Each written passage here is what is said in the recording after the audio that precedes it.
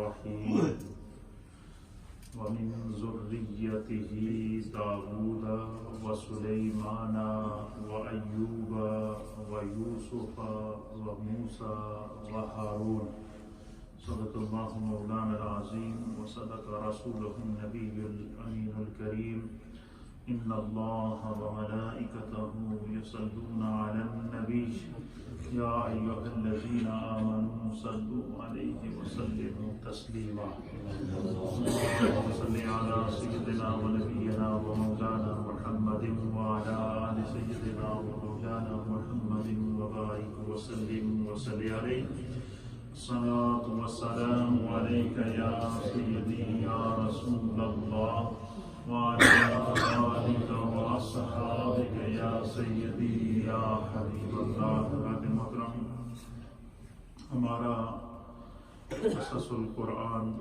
قصص الانبیاء کا سلسلہ روزمرہ کی بنیاد پر جاری و ساری ہے۔ گزشتہ درس میں نے آپ کی خدمت میں اللہ کے عظیم نبی، برگزیدہ نبی، اولو العزم نبی جناب حضرت سیدنا ایوب علیہ نبینا علیہ الصلاۃ والسلام کا تذکرہ یہاں تک کیا تھا جو اللہ تعالیٰ نے حضرت ایوب علیہ السلام کو نعمتیں عطا فرمائی تھیں، جو آپ پر انعام کیے تھے، جو رب کریم نے آپ کو مال و دولت کی فراوانی عطا فرمائی تھی، جو اللہ تعالیٰ نے آپ کو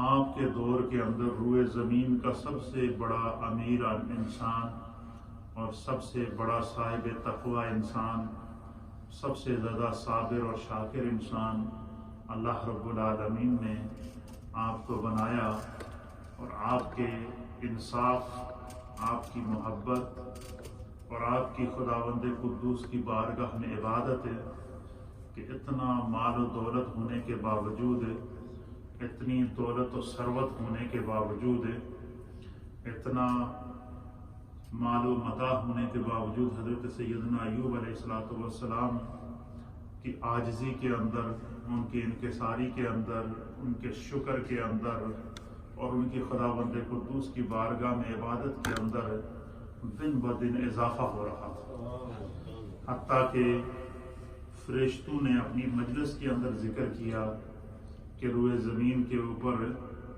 ایوب ایک ایسا اللہ کا بندہ ہے کہ جسے اللہ تعالیٰ نے دنیا کی ہر نعمت دی ہے، اس کے باوجود وہ خدا کی اتنی عبادت اور اللہ کا اتنا ذکر اور اللہ کا اتنا شکر کرتا ہے کہ اللہ کی مخلوق میں سے ہر ایک شے اس کے اس عظیم بندگی کے اوپر نہ صرف گواہ ہے بلکہ رشک کرتی ہے۔ اب جب فرشتوں نے حضرت ایوب علیہ السلام کا آپس میں ذکر کیا، فرشتوں نے کس کا ذکر کیا؟ حضرت ایوب علیہ السلام کی عبادت کا ذکر کیا، ان کے شکر کا ذکر کیا۔ فرشتوں اپنی مجلس کے اندر ذکر ایوب علیہ السلام کر رہے تھے۔ اب جب فرشتوں نے اپنی مجلس میں ایوب علیہ السلام کا ذکر کیا تو وہاں سے شیطان کا گزر ہو گیا۔ شیطان سر پکڑ کے بیٹھ گیا کہ ایسا بندہ جس کی عبادت کی تعریف اللہ دے فرشتے بھی رتب اللسان ہیں، جنہاں دی اللہ دے فرشتے دی بھی زبان ہے جس دے واسطے جناب جس دے صفات اور کمالات بیان کر رہی ہیں کہ میں جس طرح بھی ہوئے اس بندے نو پٹڑی تو ضرور اتارنا ہے۔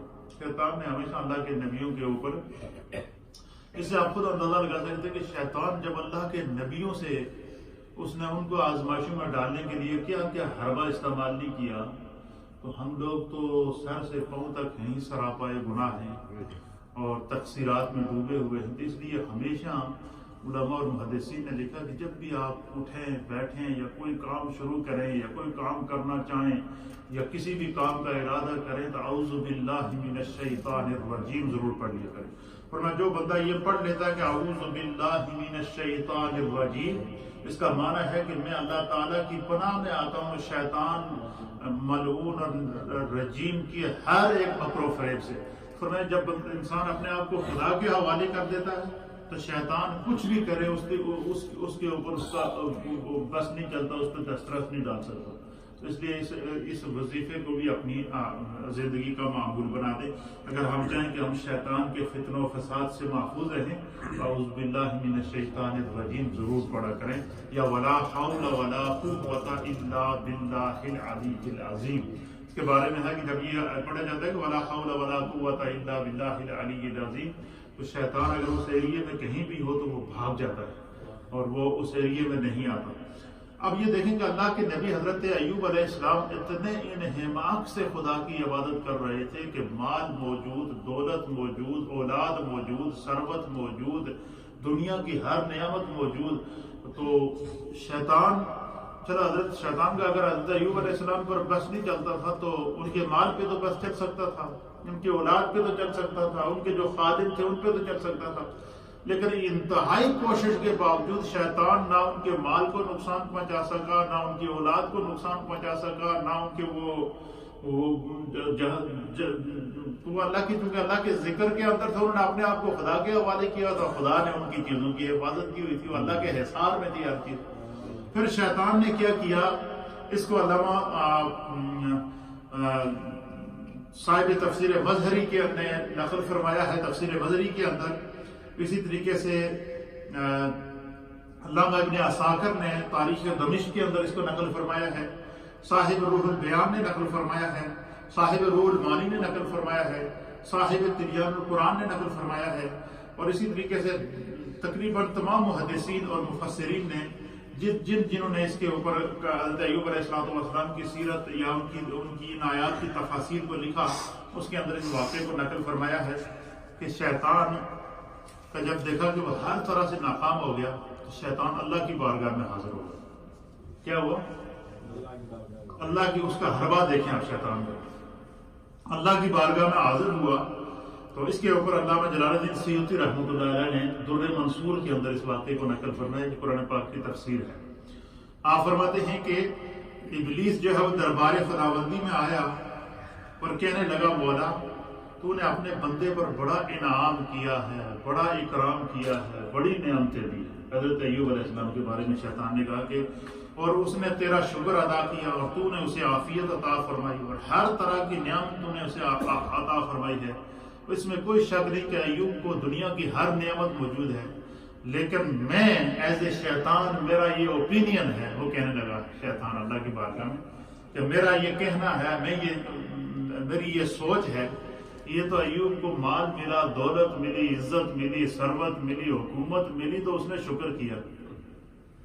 مزہ تو جب آئے کہ ایوب سے یہ سب کچھ چھینا جائے اور پھر بھی وہ تیرا ذکر کرے اور پھر بھی تیری عبادت کرے. یہ سب کچھ سے چھینا جائے تو پھر بھی تیری عبادت کرے. تو اللہ تعالیٰ نے شیطان سے کہا کہ میں اپنے بندے کو تیرے سے زیادہ جانتا ہوں، وہ ہر حال میں میرا شکر بھی کرتا ہے، ذکر بھی کرتا ہے، عبادت بھی کرتا ہے، تو تجھے مجھے مشورہ دینے کی ضرورت نہیں ہے. تو اس نے کہا یہ بارے اللہ میں کون ہوتا ہوں آپ کو مشورہ دینے والا، لیکن اتنی بات ضرور ہے کہ کم از کم مجھے تو یقین ہو جائے نا کہ اگر اس بندے سے مال چھینا جائے، اس سے دولت چھین دی جائے تو یہ ناشکرہ ضرور ہوگا، اس کی زبان پر شکوہ ضرور آئے گا. تو میں اللہ کی، شیطان کہنے لگا اللہ تعالیٰ سے کہ اللہ میں آپ کی بارگاہ میں یہ التجا کرتا ہوں تو مجھے آپ اتنا تصرف دے دیں، اتنا اختیار دے دیں کہ ایوب دے مالوں میں ایک دفعہ تباہ کروں. کیا کروں؟ سب سے پہلے اس نے اللہ تعالیٰ سے اجازت مانگی کہ میں ایوب کے مال کو تباہ کرنا چاہتا ہوں، مجھے اس کی اجازت دے. اب دیکھیں جب تک خداوند قدوس نے اس کو اجازت نہیں دی، وہ کوشش کے باوجود حضرت ایوب علیہ السلام کے مال کو نقصان نہیں کر سکا، ان کے مویشیوں کو نقصان نہیں پہنچا سکا، ان کی جو سونے کی وادیاں تھیں ان کو نقصان نہیں پہنچا سکا، ان کے جو نوکر چاکر تھے ان کو نقصان نہیں پہنچا سکا، ان کی جو امت تھی ان کو نقصان نہیں پہنچا سکا. جو آپ پر ایمان لایا وہ ہر ایک شیطان کے سے جنگل سے محفوظ تھا، کیونکہ حضرت ایوب علیہ السلام خدا کا اتنا ذکر کرتے تھے کہ انہوں نے اپنے مال، جان، عزت، آبرو، اولاد ہر چیز خدا کے حوالے کر دی. اس لیے فرماتے کہ جب بندہ یہ کہے نا کہ حسبی اللہ یا حسبنا اللہ و نعم الوکیل نعم المولا و نعم النصیر. علماء محدثین نے لکھا کہ جب بھی آپ کہیں سفر پہ جائیں، کسی جیسے ہمارے یہاں لوگ یہاں سے پاکستان جاتے ہیں، پیچھے بسا ہو گیا گھروں میں کوئی نہیں ہوتا، تو فیملیوں کی فیملیاں چلی جاتی ہیں. تو علماء نے لکھا ہے کہ بندہ کہیں بھی جائے، اگر وہ اپنے چاہے کہ اس کے گھر کے اندر موجود ہر چیز کی حفاظت ہو، تو وہ اللہ کی بارگاہ میں 2 رکعت نماز صلاۃ الحاجات پڑھے. حاجات پڑھنے کے بعد دعا کرے، اور دعا میں یہ کہے کہ حسبنا اللہ و نعم الوکیل نعم المولا و نعم النصیر. اے اللہ، یہ تیرا ہی دیا ہوا مال ہے، میں فلاں جگہ جا رہا ہوں اور تو ہی اس کی حفاظت فرما، اور میں خداوند قدوس اس مال کی فرشتوں کے ذریعے حفاظت کرے. لیکن اس کے لیے ایمان چاہیے، تقوی چاہیے، اللہ کی ذات پر مکمل بھروسہ چاہیے. اب اس شیطان انتہائی کوشش کے باوجود حضرت ایوب علیہ السلام کے مال کو نقصان نہیں پہنچا سکا. پھر جب عاجز آ گیا، بے بس ہو گیا، پھر اللہ سے کہنے لگا کہ آپ مجھے اختیار تو دینا، میں جب اس کا مال اس سے چھینوں، اس کے مال کے اندر فساد پیدا کروں، اس کے مال کے اندر رخنا پیدا کروں، اس کے مال کے اندر فتنہ پیدا کروں، اس کے مال کے اندر جھگڑے اور تانتے پیدا کروں، تو پھر جب وہ پتہ چلے نا کہ ایوب سے جب سب کچھ چھین جائے، تو پھر پتہ چلے کہ اس کے اندر کتنا صبر ہے، کتنا سٹیمنا ہے، کتنا اس کے اندر اپنے رب کے اوپر بھروسہ ہے، کتنا یہ اللہ تعالیٰ کے جو ہے وہ قرب حاصل کر سکتا ہے. اللہ تعالیٰ نے اس شیطان مردود سے فرمایا کہ اچھا تو اگر یہ بھی آزمانا چاہتا ہے تو چل تو آزما لے. خدا نے اللہ تعالیٰ نے اس سے فرمایا کہ اچھا میں تمہیں ایوب کے مال کو نقصان پہنچانے یا ایوب کے مال کے اندر فساد برپا کرنے یا ایوب کے مال کو تلف کرنے کا میں تمہیں اذن دیتا ہوں، اختیار دیتا ہوں. تو یہ کام بھی کر گزر اور پھر میرے بندے کا ایمان دے. اب باقی باتیں تو آپ چھوڑیے، حضرت ایوب علیہ السلام اس سے گزر گئے. لیکن آپ مجھے یہ بتائیں، آپ میں سے مجھ سے زیادہ آپ لوگ سمجھدار بھی ہیں، عقل مند بھی ہیں، علم بھی اللہ نے دیا ہے، سوچ بھی دی ہے، علم کی مجلس میں بیٹھتے ہیں، روحانیت کی مجلس میں بیٹھتے ہیں، سب کچھ ہر آدمی سوچتا ہے. آپ مجھے بتائیں کہ کیا یہ ایوب علیہ السلام کا مرتبہ اتنا کم ہے؟ حضرت ایوب علیہ السلام کا مرتبہ اس سے بڑا کوئی مرتبہ ہو سکتا ہے کہ خدا ان کی گارنٹی دے رہا؟ اللہ شیطان سے کہہ رہا تو جو مرضی حربہ استعمال کر لے، میں نے پتا ہے میرا بندے کا میرے نال کی تعلق ہے، مجھے معلوم ہے کہ میرے بندے کا اپنے رب سے کیا تعلق ہے، اس بندے کا اپنے رب پر کتنا کامل ایمان ہے، ایوب کا اپنے رب کے ساتھ کیا تعلق ہے، اس تعلق کو میں جانتا ہوں. لیکن اگر تو اس کا یہ بھی آزمانا چاہتا ہے، یہ منظر بھی اپنی آنکھوں سے دیکھنا چاہتا تو جا، میں تجھے کیا کرتا ہوں، تصرف دیتا ہوں. اب جب اس کو اختیار مل گیا کہ ایوب علیہ السلام کے مال کو میں جناب اس میں خلبلی پیدا کر سکتا ہوں، آزمائش میں ان کو ڈال سکتا ہوں، تو بڑا خوش ہوا. وہاں سے بھاگتا ہوا آیا تو اس نے آ کر کیا اس کو صاحب تفسیر کبیر نے، امام راضی رحمۃ اللہ علیہ نے تفسیر کبیر کی جلد نمبر 11 اور صفحہ نمبر 205 کے اندر جو ہے وہ لکھا ہے کہ اس آیت کی تفسیر کے تحت لکھا ہے کہ جو حضرت ایوب علیہ السلام کے جو اللہ نے آزمائشوں میں ڈالا. صاحب امام راضی رحمۃ اللہ علیہ کہتے ہیں کہ شیطان دوڑتا ہوا آیا اور اس نے روئے زمین کے اوپر موجود جتنے شیطان تھے نا، جو اس کی اولاد تھی، ان سب کو اس نے جمع کیا. سب سے پہلے اس نے شیطانوں کا اجتماع کیا. اجتماع کرنے کے بعد ان سے کہا کہ اللہ کے نبی ایوب کو اس کے مال کے اوپر اللہ نے مجھے اختیار دیا ہے، تصرف دیا ہے، لہذا تم میں سے ہر وہ شیطان جو اپنے فن میں ماہر ہے وہ بتاؤ وہ کون کون سا فن جانتا ہے مال کو تباہ کرنے کا، متاع کو تباہ کرنے کا. پہلے اس نے شیطانوں کی کانفرنس کی کہ تم میں سے کون ہے جو سب سے زیادہ جو ہے وہ زمین کے اوپر نقصان برپا کر سکتا ہے، یا جو سب سے زیادہ ماہر ہے، جو سب سے زیادہ تم میں تیز ہے. تو مختلف شیطانوں نے رائے دی ہے. فرمایا کہ میں اس کو جس انداز سے علامہ راضی نے لکھا ہے میں اسی کا ترجمہ آپ کو پڑھ کے سناتا ہوں، آپ کو اور ایمان تازہ ہوا. کہتے ہیں ابلیس دوڑتا ہوا زمین پر آیا، بڑے بڑے شیطانوں کو اس نے جمع کیا اور انہیں کہا کہ تمہارے پاس کیا کیا قوتیں ہیں، مجھے ایوب کے مال پر اللہ نے تسلط دیا ہے، کیا تھوڑے کو کیڑا کیڑا فن آئے، تھوڑے فن کی ضرورت ہے. تو فرمایا کہ ان میں سے ایک بڑا شیطان تھا، اس نے کہا کہ مجھے یہ قوت، میرے پاس یہ قوت موجود ہے کہ میں جب چاہوں آگ کا بگولا بن جاتا ہوں. جب چاہوں آگ کا کیا بن جاتا ہوں؟ بگولا بن جاتا ہوں اور جس چیز کو چاہوں اس کو جلا دیتا ہوں، بسم کر دیتا ہوں۔ اس نے کہا یہ کوئی بڑا کامدہ، میری اولاد میں کو بڑا کامدہ جلا رہا ہے، ایک کامدی چیز ہے۔ اس نے کہا اچھا۔ پھر انہوں نے کہا کہ تو ایسا کر کے سب سے پہلے جو ایوب کے مال میں سے جو سب سے قیمتی چیز ہے نا وہ اونٹ ہے۔ کیا ہے؟ وہ اونٹ ہزاروں کی تعداد میں تھے، بڑے بڑے مختلف جگہوں کے استبل تھے، ان استبلوں کے اندر وہ اونٹ رہتے تھے، ان کے اوپر ہزاروں خادم مقرر تھے اور ہر خادم کی آپ نے تنخواہ مقرر کی ہوئی تھی، اور ان اونٹوں کا جو اونٹنیوں کا جو دودھ ہوتا تھا وہ دودھ اپنی ساری امت کے اندر آپ فری میں تقسیم کیا تھا۔ ایک عجیب ایک سلطنت تھی، ہر بندے کا، ہر رایا کا، ان کے کھانے کا انتظام، ان کے پینے کا انتظام، ان کے رہنے کا انتظام، ان کے لیے گھروں کا انتظام، یعنی آپ کی اس سلطنت میں رہنے والے ہر شخص کو اپنا گھر تھا جو حضرت ایوب نے اسے بنا کر دیا تھا۔ ہر ایک کے گھر میں ماہانہ تنخواہ جاتی تھی جو حضرت ایوب ان کو دیتے تھے۔ ان کی فصلوں میں سے جتنی زمین فصلیں عطا کرتی ہر ایک کے گھروں میں وہ تقسیم کرتے تھے۔ ایک عجیب و غریب ان کا ایک منظر تھا خدمت خلق کا، تاریخ انسانیت میں ایسی مثال نہیں ملتی۔ اب آپ اندازہ لگائیں کہ آپ کو ایک بات ذہن میں آئی ہوگی اور اس سے آپ کا ایمان تازہ ہوگا، اس سے پہلے ہم نے جتنے نبیوں کا ذکر کیا، ہر نبی کی اپنی داستان، ہر نبی کو کوئی نہ کوئی کمال خدا نے دیا، ہر نبی کو کسی نہ کسی آزمائش سے گزرنا پڑا، لیکن کسی بھی نبی کے بارے میں ہم نے یہ نہیں سنا کہ اس نبی کے ایمان کے اندر یا اس نبی کے ارادے کے اندر یا اس نبی کا جو تعلق باللہ ہے اس کے اندر کوئی کمی آئی ہو، بلکہ اس میں جتنی آزمائشیں آئی ہے اتنا اس میں اضافہ ہوگا۔ یہ انبیاء اکرام کی شان ہے۔ تو وہ اس نے شیطان سے یہ کہا کہ تو ایسا کر کہ تو جو ایوب علیہ السلام کے اونٹوں اور چرواہوں، جو ان کے اونٹوں کے جو چرواہے ہیں اور ان کی جو چراگاہیں ہیں اور ان کے رہنے کے جو مکانات ہیں، ان سب کو ایک دفعہ آگ لگا کے جلا دے۔ وہ شیطان گیا، اس نے اونٹوں کے اوپر حملہ کیا، اونٹوں کی جو جتنی وہ چراگاہیں تھیں وہ جلا دی، اونٹ جل گئے جتنے تھے، سب جو اونٹ ہلاک ہو گئے۔ ان اونٹوں کے جتنے خادمین تھے جو ان کو چرانے والے تھے وہ بھی ہلاک ہو گئے۔ اچھا، ان میں سے بعض حضرت ایوب علیہ السلام کے بارے میں مشہور تھا یہ تھا کہ آپ کو اللہ نے کثیر اولاد عطا فرمائی تھی، ہر اولاد کو آپ نے اپنا حصہ دیا ہوا تھا۔ ان میں سے ان کی جن اولادوں کے حصے میں اونٹ تھے، ان اولادوں کو بھی اس نے جلا کر ہلاک کر دیا۔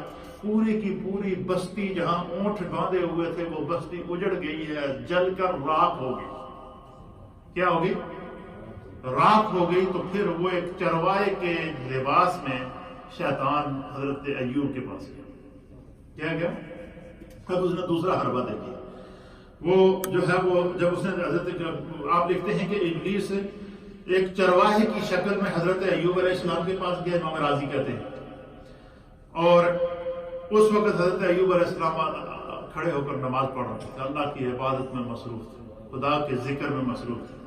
جب نماز سے فارغ ہوئے تو حضرت ایوب علیہ السلام نماز سے فارغ ہوئے تو کہتے ہیں کہ جس ذات کو آپ نے رب بنایا ہے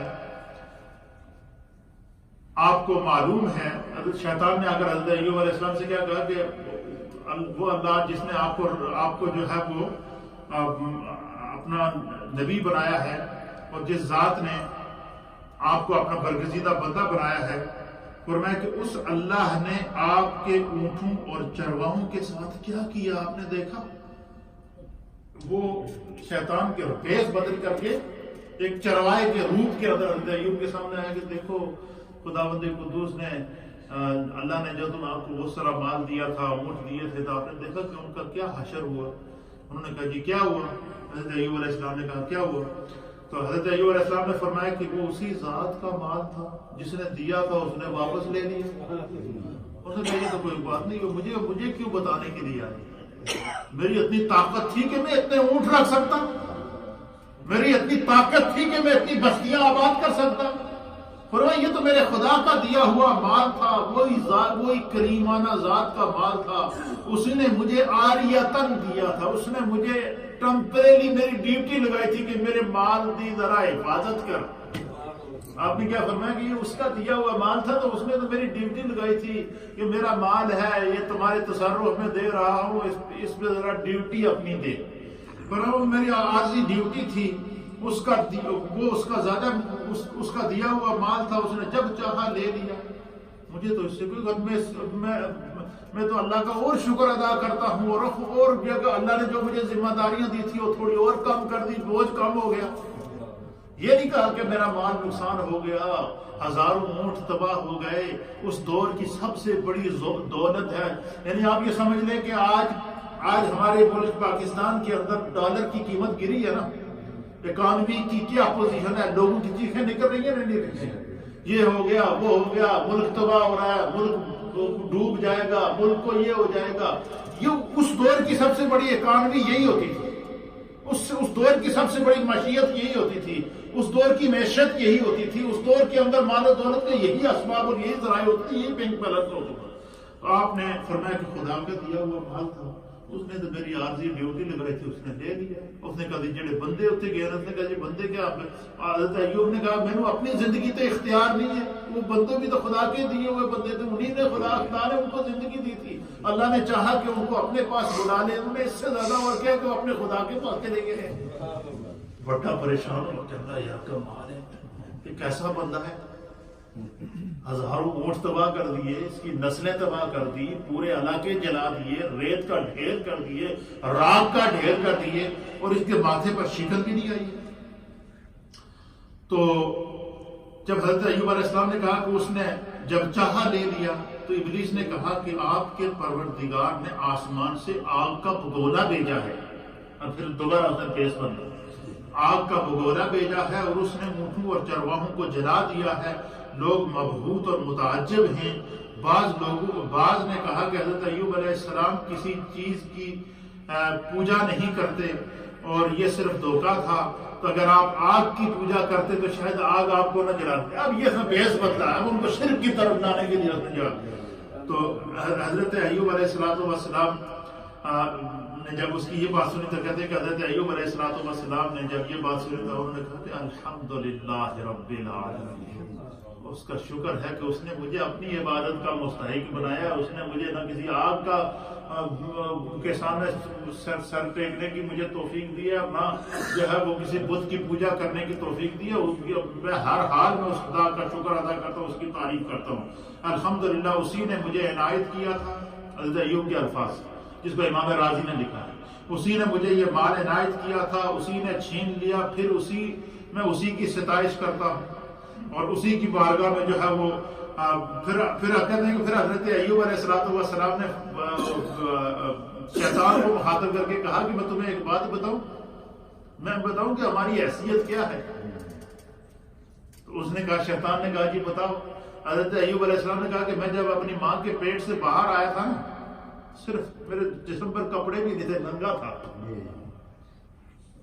آپ نے کیا کہا کہ میں جب اس دنیا میں ایسے آیا تھا اپنی ماں کی پیٹ سے, جب انہوں نے کہا میں کیا, ہر انسان جب دنیا میں آتا ہے تو اس کے بدن پر 2 کپڑے بھی نہیں ہوتے, وہ ننگا ہوتا ہے, بغیر کپڑوں کے اس دنیا میں آیا تھا.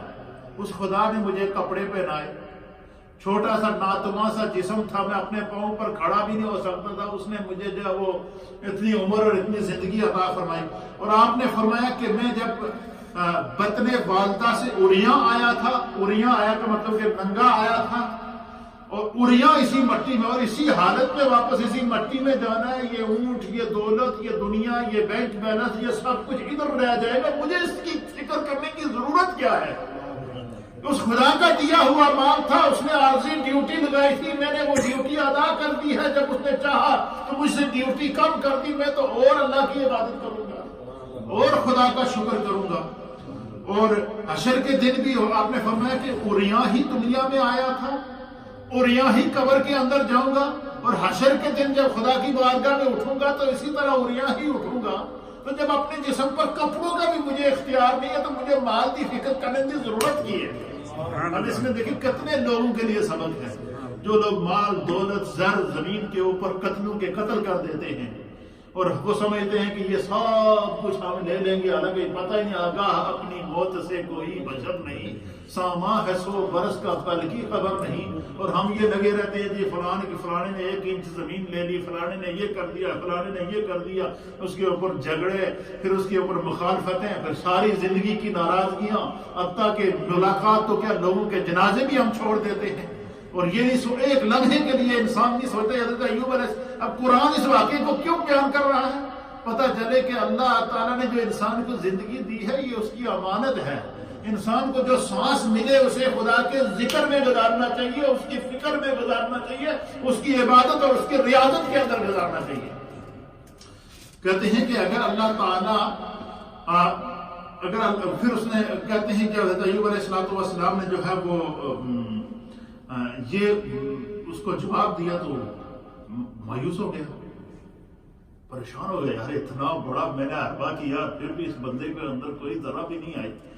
تو پھر اس نے کہا کہ اچھا پیچھا تو نہیں چھوڑنا، اللہ تعالیٰ اختیار دیتا تھا، ایک دفعہ دل نو سکون تے لے دیا گیا، اس نے کہا اس کی بکریاں بھی تباہ کرنا، اس کا جڑا مال خدا نے دیتا ہے نا، جب تک اس کا ایک مال میں تباہ نہ کر چھڑنا، پھر دیکھتے ہیں کیا ہوتا ہے۔ اونٹ چلے گئے تو اس نے کہا بکریاں موجود ہیں، گائیں موجود ہیں۔ پھر اس نے کہا کہ کہتے ہیں کہ امام راضی کہتے ہیں کہ ابلیس خائب اور خاسر ہو کر، خائب اور خاسر کا مطلب ذلیل اور رسوا ہو کر، خائب اور خاسر کا کیا معنی ہے؟ ذلیل اور رسوا ہو کر، مایوس ہو کر اپنے چیلوں کی طرف واپس لوٹا۔ وہ جنہوں نے مشورہ کی طرف سے جنہ شیطانہ نال اور مشورہ کو مثال مشورہ نے کہ یہ بندہ بڑا خطرناک ہے جی، کیوں ہے جی؟ ایک تو الو ہے تو دعا نال الو نہ پٹھا ہے۔ وہ ایک لطیفہ مشہور ہے کہ ایک بندے نے الو رکھے تھی بیچنے واسطے، 2 الو، ایک چھوٹا سی تو ایک بڑا الو سی۔ تو اس نے پوچھا کہ الو کی کیا قیمت ہے؟ اس نے کہا جی بڑا الو اتنا کا ہے، جڑا چھوٹا ہے یہ اس کو مہنگا ہے۔ اس نے کہا جی یہ چھوٹا بھی ہے تو مہنگا بھی ہے کہ؟ اس نے کہا ایک اندر خصوصیت ہے کیا؟ اب اس نے کہا ایک تو الو ہے، دعا ہے الو نہ پٹھا ہے، ساتھ میں یہ الو کا پٹھا بھی ہے، اس لیے زیادہ مہنگا۔ اب وہ شیطان خود تو ذلیل اور رسوا ہو گیا، اس نے کہا کہ میں ان کو چھوٹے چیلیاں کروں، جڑے چھوٹے الو دے پٹھے ہیں انہوں کو مشورہ دیا، شاید وہ کوئی زیادہ مشورہ دے۔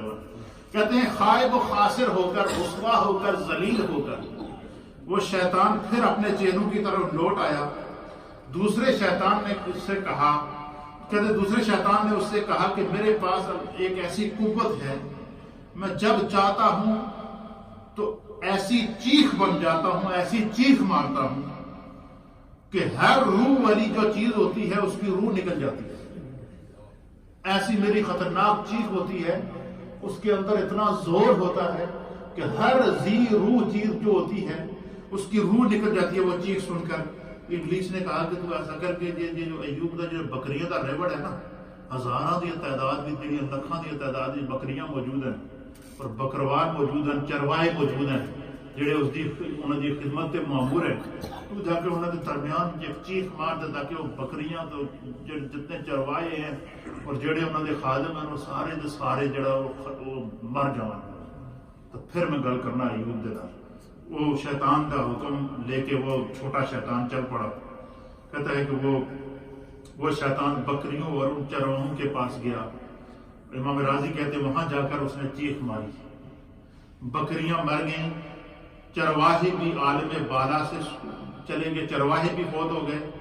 ابلیس چرواہے کی شکل میں پھر حضرت ایوب علیہ السلام کے پاس گیا اور وہاں پہلی باری گفتگو کی، جس طرح پہلے گفتگو کی تھی۔ حضرت ایوب علیہ السلام نے وہی جواب دیا۔ کیا کیا؟ وہی جواب دیا۔ ابلیس پھر خائب اور خاسر ہو کر واپس آئے۔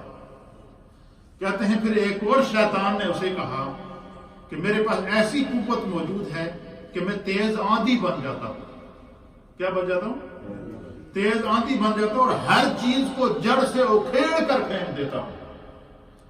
ابلیس نے کہا کہ تو ایسا کر کے حضرت ایوب کی کھیتی میں چلا جا، ان کے فصلوں میں چلا جا، ان کے باغات میں چلا جا، ان کے جو لوگوں کے گھر ہیں ان کے اندر چلا جا، ایسا طوفان لے کر آئے کہ اس کی فصلیں تباہ ہو جائیں، کھیتیاں تباہ ہو جائیں، الٹ ہو جائے، جو اس کے باغات ہیں وہ جڑ سے اکھڑ جائیں اور وہ بالکل تباہ و برباد ہو جائے، ذرا ایسا طوفان لے کر آ۔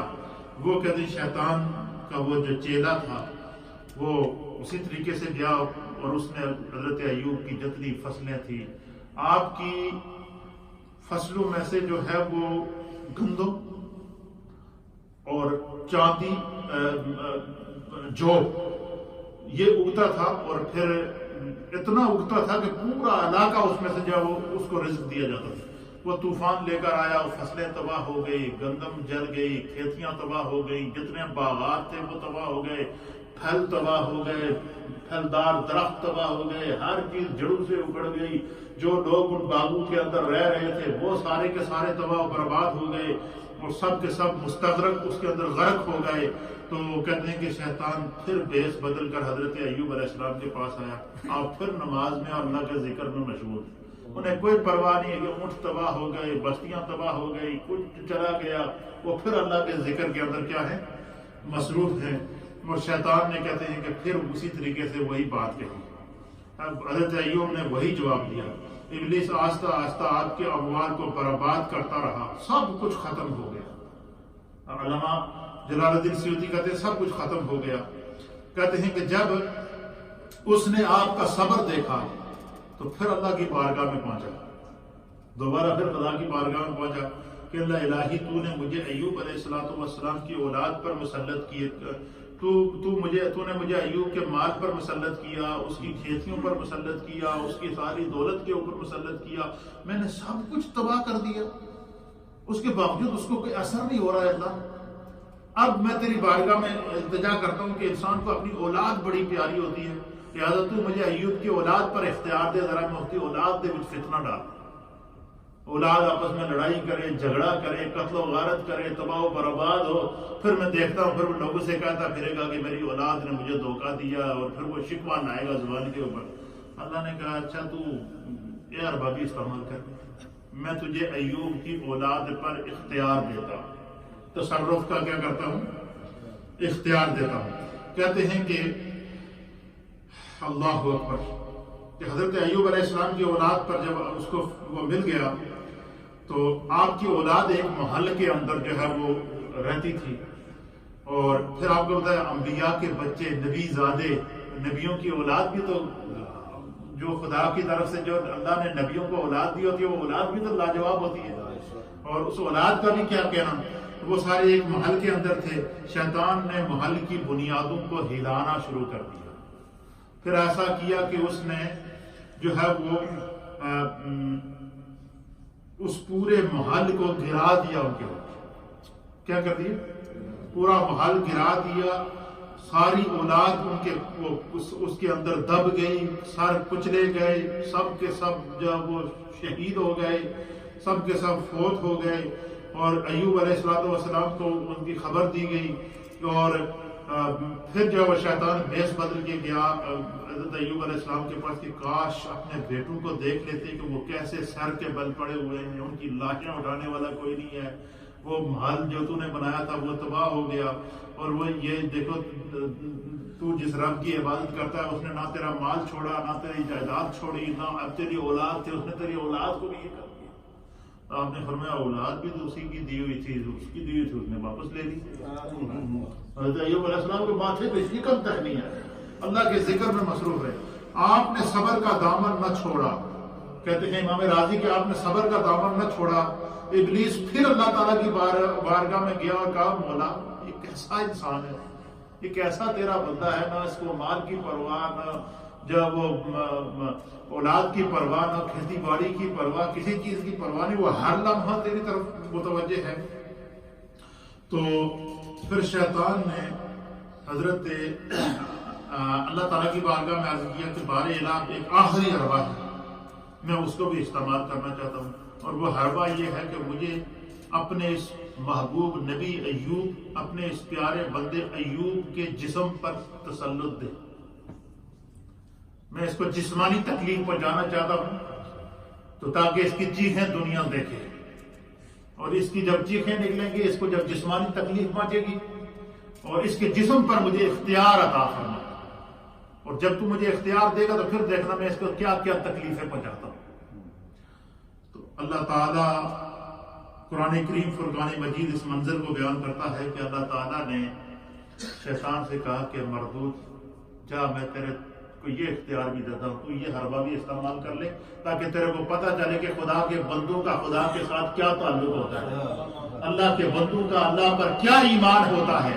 اللہ کے جو محبوب بندے ہوتے ہیں ان کو آزمائشوں اور بڑے بڑے طوفانوں سے گزرنے کے باوجود ان کا جو تعلق باللہ ہوتا ہے وہ مضبوط سے مضبوط تر ہوتا جاتا ہے. اور اللہ تعالیٰ نے شیطان سے کہا کہ میں تجھے ایوب کے جسم پر تسلط دوں گا، اختیار دوں گا، لیکن ایک بات ہے میں 3 چیزوں پر اختیار نہیں دوں گا تمہیں. اللہ نے کیا فرمایا کہ میں تمہیں اس کی 3 چیزوں پر، اس کے جسم کے 3 حصے ہیں جن پر تمہیں اختیار نہیں دوں گا، باقی پورے جسم پر تمہیں اختیار دوں گا، تو اپنا جو حربہ استعمال کرنا چاہتا ہے وہ کر لے. اس نے کہا جی وہ 3 حصے کون سے ہیں؟ اللہ تعالیٰ نے فرمایا کہ میں اس کی عقل پر تمہیں اختیار نہیں دوں گا، میں اس کے دل پر تمہیں اختیار نہیں دوں گا، اور اس کی زبان پر تمہیں اختیار نہیں دوں گا، باقی جسم پورے کو تمہیں اختیار.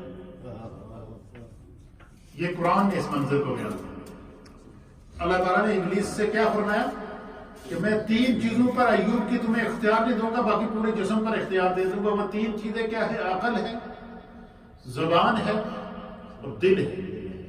ان 3 چیزوں پر اختیار نہیں دوں گا. کیوں؟ کہ اس کا دل ایک لمحے کے لیے بھی میرے ذکر سے غافل نہیں، اس کی زبان ہمیشہ جو ہے وہ میرے ذکر میں رطب اللسان رہتی ہے، اور اس کی جو عقل ہے اس کے اندر سوائے اپنے رب کے اور کچھ سوچنے کی گنجائش ہی نہیں ہے. تو جہاں پر صرف رب ہی رب ہے، رب ہی رب ہے، رب ہی رب ہے، تو ان چیزوں پر میں تمہیں 3 چیزوں پر اختیار نہیں دوں گا، باقی تمہیں اس کے پورے جسم پر اختیار ہے تو اس کو بھی آزما. اب مفسرین اور محدثین نے لکھا ہے، نبی پاک صلی اللہ علیہ وسلم نے اس منظر کو بیان فرمایا کہ شیطان حضرت ایوب علیہ السلام کے جسم کا اختیار لے کر آیا تو آپ جو ہے وہ نماز پڑھ رہے تھے، سجدے کی حالت میں تھے. اس نے آ کر آپ کے جسم کے اوپر ایک زور سے پھونک ماری. کیا کی؟ اس انداز سے اس نے کوئی وہ کیا کہ اس کا جیسے ہی اس نے آپ کے جسم کو چھونے کی کوشش کی، چھوا یا پھونک ماری یا اس کے اثرات جیسے آپ کے جسم کے ساتھ ٹچ ہوئے تو حضرت ایوب علیہ السلام کے جسم پر پھوڑے نکلنا شروع ہوئے. ایک دم پھوڑے، پانی والے پھوڑے نکلنا شروع ہو گئے، جسم گلنا شروع ہو گیا، خارش شروع ہو گئی. پہلے تو آپ اس کو ناخنوں کے ساتھ کھرچنا شروع کر دیا تو ناخن ٹوٹ کے گر گئے. جب ناخنوں کے ساتھ اس خارش کو کھرچا تو کیا کیا؟ ناخن ٹوٹ کر گر گئے. پھر آپ نے جو ہے وہ کوئی چیز لی کہ اس کے ساتھ اس کو کھرچے تو وہ بھی جو ہے وہ ختم ہو گئی. پھر مفسرین اور محدثین نے لکھا ہے کہ حضرت ایوب علیہ السلام کو مختلف قسم کے امراض اور بیماریاں لگ گئیں. بیماری جو ہے وہ جسم کے اوپر جو ہے وہ خارش شروع ہو گئی، ناخن ٹوٹ گئے. پھر جو ہے وہ ٹاٹ کے ساتھ آپ نے جسم کو کھجلانا شروع کیا تو ٹاٹ کے ٹکڑے ختم ہو گئے. پھر دیکھا کہ جب آپ کو اتنا آپ کے جسم سے جو ہے وہ خون گر رہا ہے، پھر اس جسم کے اندر بعض روایات کے مطابق وہ زخم تھے نا، ان زخموں میں کیڑے پڑ گئے. تو پھر لوگوں نے کیا کہا، جو آپ کے رشتہ دار تھے، بھائی تھے، عزیز و اقارب تھے، اور جو خاندان والے جو ہر وقت آپ کے گیت گاتے تھے، انہوں نے کہا یہ ایوب کو پتہ نہیں کیا بیماری لگ گئی تو کہیں آسان ہوگی یہ بیماری ہمیں لگ جائے. ایسا کرتے ہیں کہ ایک جنگل میں ایک چھوٹا سا جھونپڑی بنا کے ایوب کو کہتے تو ادھر رہ، تو ادھر نہیں آ، تو کیا ادھر رہ، تو ادھر آئے گا تو یہ بیماری کہیں آسان ہو کہ ہم لوگوں کو لگ جائے. تو انہوں نے حضرت ایوب علیہ السلام کے لیے ایک کیا کی، ایک کٹیا بنائی، ایک جھونپڑی بنائی، اور اس کے اندر جا کر آپ بیٹھنا شروع ہو گئے. اور سب نے آپ کو چھوڑ دیا، لیکن آپ کی وہ نیک بخت بیوی جن کا نام کیا تھا؟ رحمت بیوی، اور وہ کون تھی؟ حضرت یوسف علیہ السلام کی پوتی تھی. اور وہ آپ کی اس بیوی نے آپ کو نہیں چھوڑا، وہ آپ کی ہر وقت خدمت کرتی، آپ کو کھانا پکا کے لگاتی، کھانا کھلاتی، اور وہ مختلف چیزوں کو جلا کے نا ان کا راک بنا کے نا تو آپ کے وہ جسم کے اوپر مرہم لگاتی تاکہ وہ جو پیپ نکل رہی ہے، جو جسم سے پانی نکل رہا ہے وہ خشک ہو جائے. پھر حتیٰ کہ یہاں تک مفسرین نے لکھا کہ حضرت ایوب علیہ السلام کا پورا جسم گل کر گر گیا، صرف جسم پر ہڈیاں تھی، ہڈی کے اوپر رگیں تھی اور ان رگوں میں خون چل رہا تھا، لیکن زبان سے پھر اسی ترتیب سے ذکر الہی چل رہا، دل اسی ترتیب سے اللہ کے ذکر میں مصروف تھا. ایک لمحے کے لیے بھی آپ کی زبان دل ذکر سے نہیں رکی، آپ کا دل ذکر سے غافل نہیں ہوا، آپ کی سوچ ایک لمحے کے لیے بھی اپنے رب سے غافل نہیں ہوئی. سب کچھ جسم گل گیا، جسم کے ٹکڑے ہو گئے، صرف ہڈیاں جسم کے اوپر رہ گئی، حتیٰ کہ کوئی چیز آپ کے جسم کے اوپر نہ رہی. تو پھر جو ہے وہ مفسرین نے لکھا ہے کہ پھر بیماری طول پکڑ گئی، ہم نشین الگ ہو گئے، جو آپ کے ارد گرد بیٹھنے والے لوگ تھے، جو آپ کے مال دولت سے فائدہ اٹھانے والے تھے، جب دیکھا کہ ان کے پاس کچھ بھی نہیں رہا تو سب سے پہلے انہوں نے چھوڑا. کہتے ہیں کہ سب سے پہلے آپ کے بھائیوں نے آپ کو چھوڑا کہ اس طرح انسانوں کی فائدہ ہے. پہلے ایک مال پانی رہتا سی تو انسانوں اس کا کی فائدہ ہے، تو بھائیوں نے بھی آپ کو چھوڑ دیا، کوئی مہربان پوچھنے والا نہ آیا، صرف اپنی زوجہ محترمہ رہی. کہتے ہیں امام راضی کہتے ہیں کہ اس خوش قسمت خاتون نے دوستی کا حق نبھایا اور ان کی بیوی ہونے کا حق نبھایا، ان کی شفقتوں اور گزرے ہوئے احسانات کی پوری پاسداری کی. کہ حضرت ایوب علیہ السلام نے جو اسے عزت عطا فرمائی تھی، ظاہر ہے نبی کی بیوی ہونا کوئی محمدی اعزاز تو نہیں ہے نا. پھر اس نے حضرت ایوب علیہ السلام کی کہتے ہیں کہ انسان کی جو بیوی ہوتی ہے وہ انسان کی ہر کمزوری سے، ہر چیز سے واقف ہوتی ہے، کیونکہ وہ اس کے رازدان ہوتی ہے. تو حضرت ایوب علیہ السلام یہی وجہ ہے کہ جب نبی پاک صلی اللہ علیہ وسلم نے 40 سال کی عمر میں اللہ نے فرمایا کہ آپ اعلان نبوت فرمائیں، تو مفسرین نے لکھا کہ کوئی اور بھی آپ پر ایمان لا سکتا تھا. سب سے پہلے حضور پر ایمان لانے والی جو ذات تھی وہ آپ کی بیوی حضرت خدیجہ الکبریٰ تھی. کیوں تھی؟ اس کی وجہ کیا لکھی مفسرین نے کہ سب سے پہلے حضرت خدیجہ الکبریٰ حضور پر ایمان کیوں لائیں؟ اس لیے کہ جو بیوی ہوتی ہے وہ شوہر کی ہمراز ہوتی ہے، شوہر کی خلوتوں سے واقف ہوتی ہے، اس کی جذبتوں سے واقف ہوتی ہے، اس کی تنہائیوں سے واقف ہوتی ہے، اس کی اجتماعی زندگی سے واقف ہوتی ہے، اس کے اندر کے رازوں کی اس کی بیوی واقف ہوتی ہے. تو فرمایا کہ جب نبی پاک صلی اللہ علیہ وسلم نے اعلان نبوت کیا تو حضرت خدیجہ چونکہ حضور کی بیوی تھی، حضور کا قرب آپ کو نصیب ہوا تھا، حضور کی خلوتوں سے آپ واقف تھی، تو سب سے پہلے نبی پاک کی ذات پر جس شخصیت نے ایمان لایا وہ حضرت خدیجہ الکبریٰ تھی، کیونکہ وہ حضور کے ہمراز تھے. اسی طریقے سے سب نے چھوڑ دیا، بھائیوں نے چھوڑ دیا، دیگر رشتہ داروں نے چھوڑ دیا، عزیز و اقارب نے چھوڑ دیا، جو لوگ آپ سے فائدہ اٹھاتے تھے انہوں نے چھوڑ دیا. لیکن اگر حضرت ایوب کو کسی نے نہیں چھوڑا، کوئی آپ کی خدمت کرتا رہا تو وہ آپ کی بیوی تھی، جن آپ کی زوجہ محترمہ تھی، جن کا نام رحمت بیوی تھا. فرمایا وہ بیماری میں مسلسل دیکھ بھال کرتی رہی، ایک لمحہ بھی آپ سے جدا نہ ہوئی. یہ امام راضی فرماتے ہیں ایک لمحہ بھی آپ سے کہ آپ کی بیوی جدا نہ ہوئی، اور آپ کو وہ قضائے حاجت کے لیے لے جاتی، آپ کی دوسری ضروریات کو پورا کرتی، حتیٰ کہ بیچاری کی اپنی حالت ناگفتہ بے ہو گئی، یعنی اپنے حال تو بھی بے حال ہو گئی. اس نے اپنا حال اس کے حال پر بھی لوگوں کو کیا رحم آنے لگا. تو فرمایا کہ اس کے پاس ایک پھوٹی کوڑی بھی نہ رہی، جتنی مال و دولت تھا نا وہ سارا خرچ کر دیا، لیکن حضرت ایوب علیہ السلام کا ساتھ نہ چھوڑا، بے حال ہو گئی. پھر اس نے کیا کیا آپ کی بیوی نے؟ اس نے کہا لوگوں کے گھروں پہ جا کر مزدوری کرتی، کام کرتی، لپائی کرتی، لوگوں کے گھروں پر کام کر کے دن بھر کی جو اجرت ملتی اس سے کھانا لے کر آ کر حضرت ایوب علیہ السلام کو کھلایا کرتی. یہ ہماری جتنی مائیں بہنیں اس وقت اس پروگرام کو سن رہی ہیں، یہ ان کے لیے قرآن ایک پیغام ہے کہ اپنے شوہر کے ساتھ، جس کے ساتھ آپ نے زندگی گزارنی ہے، اس کے ساتھ کس طریقے سے برتاؤ کرنا چاہیے. یہ قرآن ہمیں حضرت ایوب علیہ السلام کی سیرت میں سے یہ نقشہ پیش کر رہا ہے. آپ مجھے بتائیں کہ جس کی بیوی کا ذکر قرآن کر رہا ہے، کیوں کر رہا ہے ان کی بیوی کا ذکر قرآن کر رہا ہے؟ اس لیے کہ انہوں نے حضرت ایوب علیہ السلام اللہ کے نبی سے وفاداری کی ہے، اپنے شوہر سے وفاداری کی، خدا نے ان کے ذکر کو قرآن بنا دیا.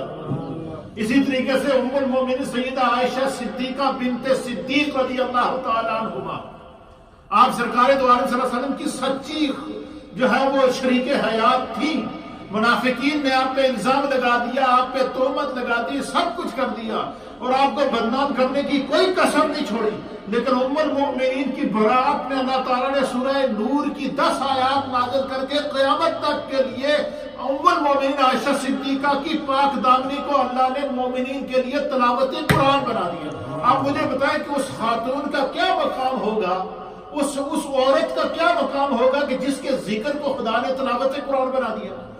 باقی کو چھوڑیے، باقی فضائل رہنے دیجیے چلو، لیکن ہمیں اللہ نے عقل دی ہے نا، اس عورت کا، اس بیوی کا کیا مقام ہوگا کہ جس کے ذکر کو خدا نے تلاوت قرآن بنا دیا، جس کی پاک دامنی کو خدا نے تلاوت قرآن بنا دیا۔ اسی طریقے سے حضرت ایوب علیہ السلام کی اس بیوی نے سارے لوگوں نے چھوڑ دیا، لیکن آپ کی بیوی نے آپ کو نہیں چھوڑا، تو اللہ تعالیٰ نے آپ کی اس پاک دامنی کو، آپ کی اس وفا شیاری کو کائنات کے لیے ضرب المثل بنا دیا۔ قرآن ان کا تذکرہ کر رہا ہے، محدثین اس کا تذکرہ کر رہے ہیں۔ میرے آقا و مولا جناب سید العالمین محمد رسول اللہ صلی اللہ علیہ وسلم حضرت ایوب کی بیوی رحمت بیوی کا جب وہ محبت سے ذکر کیا کرتے تھے کہ ایسی وفادار بیوی تھی کہ اس نے مشکل وقت میں ایوب کا ساتھ نہیں چھوڑا۔ کیا بات ہے! ہماری جتنی مائیں بہنیں اس پیغام کو سن رہی ہیں کہ جو گھر میں شوہر ہوتا ہے وہ ہمراز ہوتا ہے، جو شوہر ہوتا ہے یہ خدا نے یہ مرد اور عورت کا جو جوڑا ہوتا ہے یہ اللہ کا انتخاب ہوتا ہے، یہ بندے کا انتخاب نہیں ہوتا۔ اللہ تعالیٰ فرماتا ہے وَخَلَقْنَاكُمْ أَزْوَاجًا، سورہ نبا 30ویں پارے کی پہلی سورت ہے، اس کے اندر اللہ فرماتا ہے وَخَلَقْنَاكُمْ أَزْوَاجًا، کہ اللہ وہ ہے کہ جس نے تمہیں جوڑے پیدا کیا ہے۔ جو ازواجہ کا معنی ہے جو میاں اور بیوی خدا کا بنایا ہوا جوڑا ہے۔ تو جب خدا کا انتخاب ہے کہ تم دونوں نے آپس میں وقت گزارنا ہے، تم دونوں نے گھر کو آباد کرنا ہے، تم دونوں نے بچوں کی حفاظت کرنی ہے، تم دونوں نے اس عارضی زندگی کے اندر ایک دوسرے کے تم پارٹنر ہو، تو پھر اب مجھے بتائیں کہ حضرت آدم علیہ السلام کے وجود کو اللہ تخلیق کر کے اللہ نے سکون آدم کے لیے حضرت حوا کو پیدا کیا نا۔ اللہ ان کے سکون کے لیے تو کسی اور چیز کو بھی پیدا کر سکتا تھا، لیکن حضرت حوا کو، ان کے پارٹنر کو اللہ نے پیدا کیا۔ اسی طریقے سے حضرت حوا کو اللہ نے پیدا کیا۔ پھر اسی طریقے سے آپ پوری ترتیب اٹھا کر دیکھیں گے انبیاء اکرام کی ازواج جنہوں نے انبیاء کا ساتھ دیا، قرآن ان کی عظمت کو بیان فرماتا ہے، اور جنہوں نے نبیوں کا ساتھ نہیں دیا، حضرت لوط کی بیوی، قرآن اس کی مذمت کر رہا ہے، حضرت ہود کی بیوی، قرآن اس کی مذمت کر رہا ہے۔ کیوں؟ کہ انہوں نے کیا کیا تھا؟ وہ حضرت نوح علیہ السلام کی بیوی اور حضرت لوط علیہ السلام کی، حضرت ہود کی نہیں، حضرت لوط علیہ السلام کی بیوی اور حضرت نوح علیہ السلام کی بیوی، یہ آپ پر ایمان نہیں لائی، آپ کی مخالفت کی، طوفان نوح آیا تو نوح علیہ السلام کی بیوی بہہ گئی۔ آسمان سے لوط علیہ السلام کی قوم کے اوپر جب عذاب آیا تو قرآن نے حالانکہ پوری امت کا، ان کی پوری امت کی تباہی بیان کر دی، لیکن ان کی بیوی کا قرآن نام لے کر کہہ رہا ہے کہ وہ بھی سازش میں شامل تھی، اس کے اوپر پتھروں کا عذاب آیا۔ نوح علیہ السلام کی بیوی اور لوط علیہ السلام کی بیوی نے نافرمانی کی، بے وفائی کی، تو قرآن اس کو بھی بیان کر رہا ہے۔ ایوب علیہ السلام کی بیوی نے وفاداری کی تو قرآن اس کی مثال دے رہا ہے۔ نبی علیہ السلام کی بیوی حضرت عائشہ صدیقہ اور ام المؤمنین سیدہ خدیجہ الکبریٰ اور امہات المؤمنین نے سرکار دو عالم صلی اللہ تعالیٰ علیہ وسلم کے ساتھ وفاؤں کے ساتھ اپنی زندگی گزاری۔ قرآن نے انہیں امت کے لیے امہات المؤمنین بنا دیا، پوری امت کی مائیں بنا دیا۔ قرآن نے ان کے ذکر کو تلاوت بنا دیا ہے۔ تو جتنی ہماری مائیں بہنیں اس پیغام کو سن رہی ہیں، اللہ کے ہاں اگر عزت پانی ہے تو اپنے گھر، اپنے شوہر اور اپنے معاملات کو اسی طریقے سے سمجھے جس طرح خدا نے تمہیں اختیار عطا فرمایا ہے۔ کہتے ہیں کہ بیوی آپ کے ساتھ رہی، کیونکہ بہت ہی لمبا تذکرہ ہے تو ہم حضرت ایوب پر ایک نشست اور کر دیں بیٹھے، کیا خیال آپ کا؟ کیونکہ یہ ابھی مال آزمائشوں سے گزر رہا ہے، اس کے بعد پھر آزمائشوں کا ختم ہونا، پھر اس مال اور دولت کا واپس آپ کو اللہ تعالیٰ نے آپ کو عطا کرنا بڑا دل اچھا، کیونکہ اس کے اندر انسانیت کے لیے عبرت ہے۔ آج کے اس قصے کو ہم آپ کی وفا شعار بیوی، رحمت بیوی کے تذکرے اور حضرت ایوب علیہ السلام کے تذکرے کے اوپر کیا کرتے ہیں، اس کو یہیں رکھتے ہیں، یہیں سے آگے انشاءاللہ ہم کنٹینیو کریں گے کہ پھر وہ آزمائشیں کب ختم ہوئی، کتنا عرصہ حضرت ایوب پر آزمائش رہی، کتنا عرصہ، کتنے سال ان آزمائشوں سے گزرنا پڑا۔ اس تذکرے کو ہم انشاءاللہ اگلے درس میں بیان کریں گے، کیونکہ اس کے اندر انسانیت کی اصلاح ہے، समझने का मौका है, तकवा शियारी है और आजमाइशों के ऊपर इस्तेकामत है, और फिर हर लम्हा खुदा का जिक्र है। तो ये सारी चीज़ें समझने से ताल्लुक़ रखती हैं। मुझे उम्मीद है कि आज का दर्स आप हजरात को पसंद आया होगा। अल्लाह ताला हमें दीन को समझने की तौफीक अता